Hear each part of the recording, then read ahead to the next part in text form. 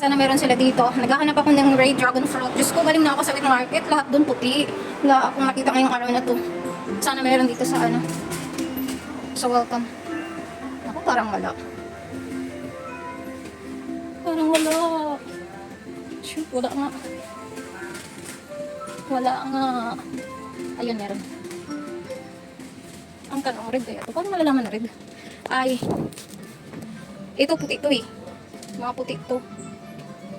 Tanong ako. Tatanong ako. Ay, putik. So, ayun. Walang red. Wala silang red. Kaya punta ako ng ano. Ito na lang. Apple na lang. Bibili akong apple. Doon na lang. Magkano to? Ito kasi yung masarap na apple para sa amin. NP. Hindi ko alam kung NP.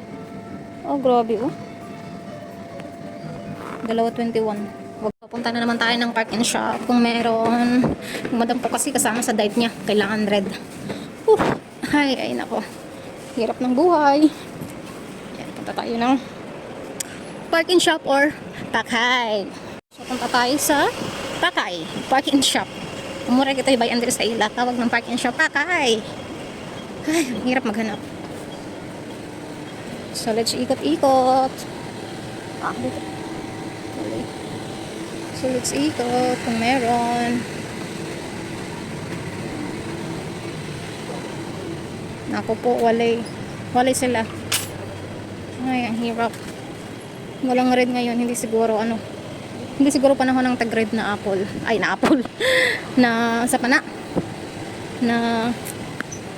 So, kung apple na lang bilihin ko, bibili ako ng magkano yan?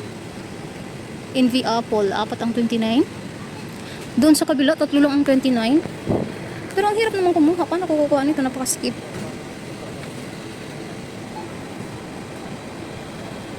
Uso po nga siya. Hindi naman to NV. Ano naman to? Hindi naman to NV na apple. Sige lang, ito na lang. Parang naiiba yata yung isa. Parang feeling ko NV tong isa. Pero wala na dun eh. Nag-iisang NV lang to. Mahal to eh. Itong isa. Ito. So, tingnan natin kung magre-reklamo yung cashier, dealer, whatsoever.